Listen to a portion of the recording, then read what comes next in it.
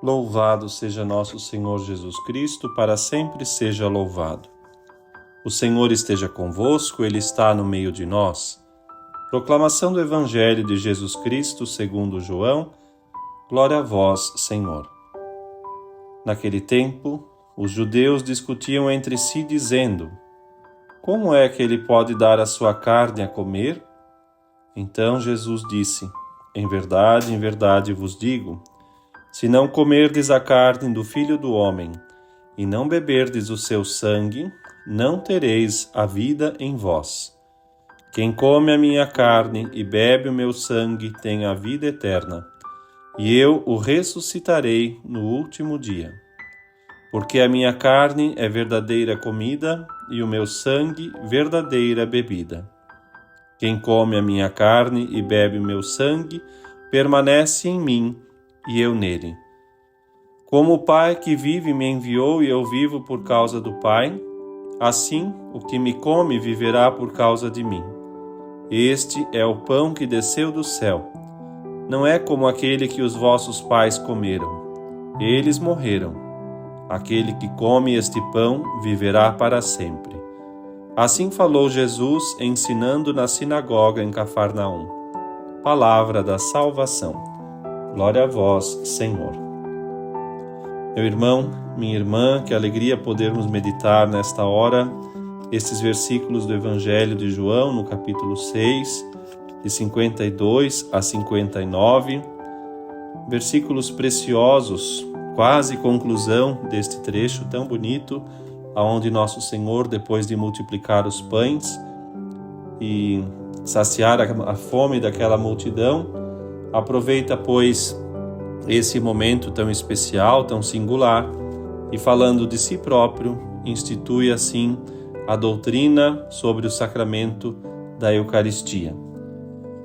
Os que estavam ali a ouvir, e tinham perfeita audição, portanto, escutaram plenamente, certamente, o que o Senhor estava aqui a dizer, quando disse de própria boca que Ele é alimento, que é preciso comer da sua carne e é preciso beber do seu sangue.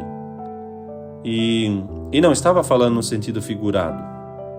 De modo que, pela fé, alguns entenderam e certamente ali já se convenceram da realidade divina do Messias.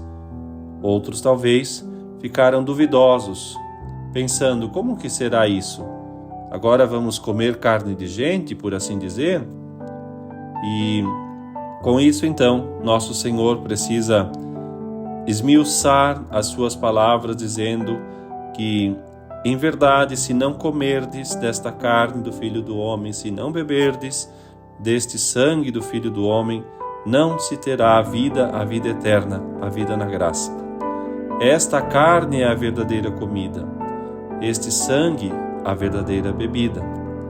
E assim o Senhor então reitera com grande força a necessidade de recebê-lo na Eucaristia para participar da vida divina, para que assim cresça e se desenvolva a vida na graça que já recebemos no batismo, de modo que é simples até de imaginar, um pai não se contentaria apenas em dar a vida ao seu filho, mas quer que essa vida tenha todas as condições para bem viver, alimentos, os meios necessários, enfim, e assim então progredir e chegar à maturidade.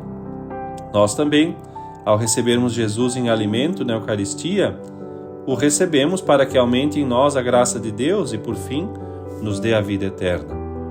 E por isso nosso Senhor, ao falar de si, deixa claramente que o seu corpo e o seu sangue é que são o penhor para a vida eterna e assim garantia da ressurreição.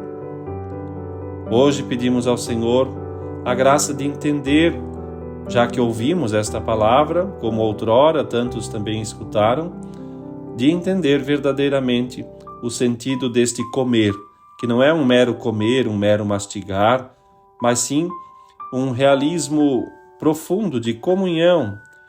É uma verdadeira refeição. E não é uma interpretação simbólica, portanto, como se participar da Eucaristia fosse só uma metáfora, né? Mas é sim comer e beber realmente de Cristo, ou seja, enquanto nos saciamos dele, vamos assim nos enchendo da sua graça, da sua força e fazendo então progredir na nossa alma a nossa imitação a Cristo. Quanto mais nos saciamos deste pão e deste sangue, deste corpo, desta carne, deste alimento, deste vinho sagrado, tanto mais vamos configurando a nossa vida a Jesus. E ainda que nós não o vejamos, Ele nos olha, Ele nos vê, Ele se faz alimento e assim então quer que o desejemos e cheguemos um dia à pátria celeste. Por isso Ele se entrega e se renova em cada missa, em cada consagração. Permanece em cada sacrário, por amor a nós. E a Igreja, então, nos exorta que recebamos, pois, este sacramento com grande frequência, que ele seja penhor de vida eterna e nos dê, assim, a alegria de, enquanto podemos, comungar piedosamente da graça de nosso Senhor. Ele instituiu este sacramento que contém realmente toda a sua carne e o seu sangue, para que, pois, comendo dele, vivamos eternamente. E por isso, a devoção que devemos ter em torno à Eucaristia deve nos fazer, então, reverentes adoradores, agradecidos porque o Senhor, olhando para a nossa miséria, deu-se a si mesmo, levantando-nos com o manjar da vida eterna. Deus te abençoe.